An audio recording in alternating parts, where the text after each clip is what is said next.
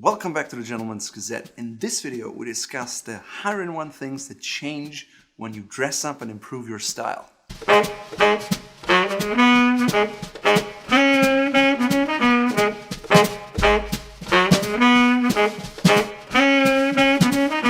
Let's get started. Coworkers ask for your opinions more often and take you more seriously. When you walk in the street, men will observe you and look at you.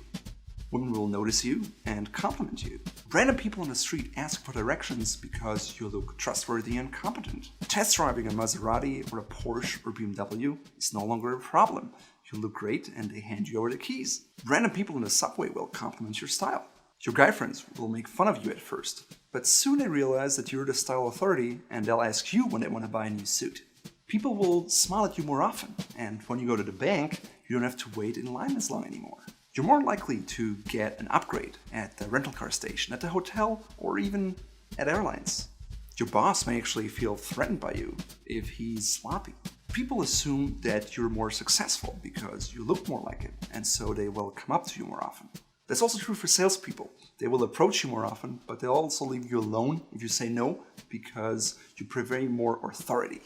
Friends that usually just wear t-shirts all of a sudden dress up and put on a blazer when they meet you. All of a sudden you begin to see all of these details, and now you want mother-of-pearl buttons for your shirts, Carozo or horn buttons for your jacket, and you look for hand sewing on your jackets. You can't get enough and want to learn more about style, and you sign up for a newsletter here. You'll learn to distinguish buttonholes on a jacket, and you notice the differences in lasts and shoes. You'll likely start to judge other people based on their sloppy tie knot or their outfits. But bear in mind, this might have been you just a couple of months ago. Some people at work may start to dislike you because they assume that you want to be better than them. But if you're friendly, they'll soon realize that you just want to do your best and that you have great respect for your job. Some people may even think you're arrogant, but because you now smile more and you're more confident, they'll soon realize you aren't once they talk to you. Moths become your number one enemy, and you do everything to keep them out of your closet. Suits and shirts that you always thought fit like a glove all of a sudden look like a potato sag, or they're too tight and you want to get rid of them. All of a sudden you're interested in California closets and you think about the configurations and the hangers you need and anything else and store your clothes in the best way possible.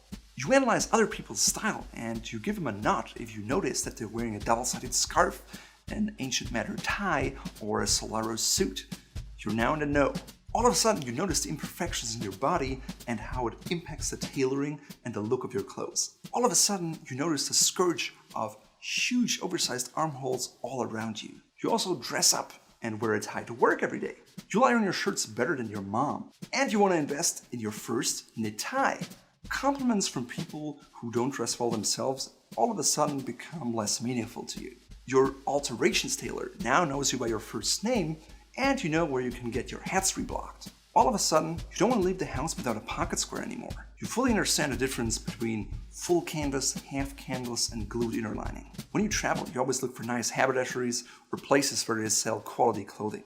You realize that your suit or your jacket can look very different depending on how you accessorize them. Therefore, you buy more accessories and you get rid of that cheap $5 silk shiny tie because it makes you feel uncomfortable. Women now flirt more often with you, even if you don't do anything differently than before. You take a closer look at your washing machine and you really pick your dry cleaner carefully.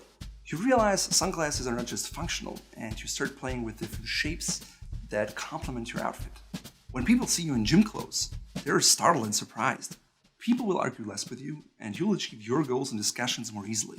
Mere acquaintances are much more likely to invite you to parties, and the name Alan Flusser all of a sudden means something to you. You start reading blogs and websites about men's clothing. Trusted sources from the past, such as GQ or Esquire, all of a sudden seem superficial to you and you stop reading them. Things like DB, MOP, or MTO all of a sudden mean something to you. People want to take selfies with you. Coworkers and your boss compliment you on your presentations more often. You ditch all your tennis socks and invest in over-the-calf dress socks. You even consider going sockless with a pair of penny loafers. You try to match the color of your shoes to your belt, and all of a sudden you realize that you need shoe trees. You also think about getting a pair of nice suspenders. You don't want to take off your jacket anymore, and people remember you as the stylish guy, even though they've met you just once. Flip-flops become a thing of the past. Square-toed shoes become repulsive to you, and you fully understand the difference between Blake Rapid, and Goodyear welted shoes. Your new suit gives you a nice V shape and makes you look like you work out 5 times a week at the gym. You begin to understand the power of appearances. And now that you do, you start matching colors and patterns in a different way. Your own standards are much higher than the one of the salesperson, and so they really can't help you anymore, and you just want to find your own stuff. Your dry cleaner knows you and gives you a volume discount, and all of a sudden people you knew from high school want to friend you on Facebook. You understand the importance of shoehorns and don't put on shoes without them anymore. Sometimes you get overambitious and you mix too many colors and patterns, but you're well aware that you can only get better by trying, and sometimes you'll make mistakes and it won't look great. You don't mind being overdressed anymore. You also start to put together a spreadsheet with all your measurements so you know exactly whether something fits when you come across it. You want to visit Rubinacci in Naples, Caraceni in Milan, and Savile Row in London. You need to reorganize your clothes storage space because now you need shoe racks. People assume you have more authority now, and they'll interrupt you less and let you finish your sentences. The meaning of casual is very different from before, and now you understand it to be an odd combination with a jacket. You start having a monthly clothing and accessories budget. You may be tempted to buy an unusual suit during a sale, but then you realize that you really can only wear it once a year and you return it. You don't trust the dry cleaner with your precious shirts anymore, and you hand launder them at home. You also become interested in other things, such as whiskey, cigars, or shaving. The black suit you bought years ago now can only be worn for funerals. You start to dislike monochromatic, all black or all gray looks and think it's in poor taste. You now look forward to cold winters because you can wear nice scarves and overcoats and gloves. When you travel, you always take the biggest suitcase you can because you don't want to wrinkle your clothes. At the airport, you have to explain to the TSA agent what a collar pin, a collar bar, or a collar stay is. You want shoes with a leather sole and stay away from rubber. You also develop an affinity to unusual fabrics such as tweed or solaro or fresco. You don't throw away your shoes anymore. Instead, you have them repaired and resoled, and you're much happier with the patina. You develop an interest in French cuffs and cufflinks. You also try to come up with different hairstyles because the look is not just limited to your clothes. All of a sudden, you don't like the pair of glasses or sunglasses anymore, and you want a more attractive frame in acetate or horn. You throw out your college hoodies, and instead you invest in a nice pair of brown suede shoes. You realize a man can never have enough ties, and you also want to invest in your first tuxedo. The wire hangers at the dry cleaners become unacceptable to you, and you start investing in wider shoulder pad hangers to protect your investment. You start wearing bow ties, and of course, you always want to tie your own.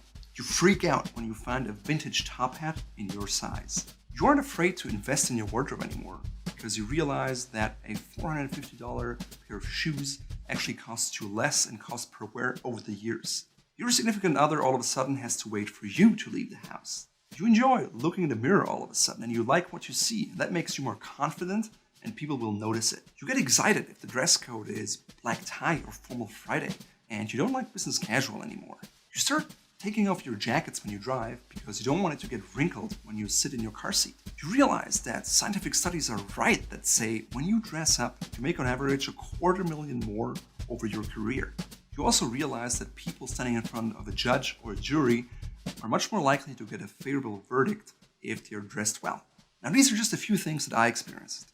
Let us know in the comments what you noticed changed once you dressed up and improved your style. Also, make sure to check out our other videos about classic men's clothing and style and sign up for our newsletter here so they come right to your inbox.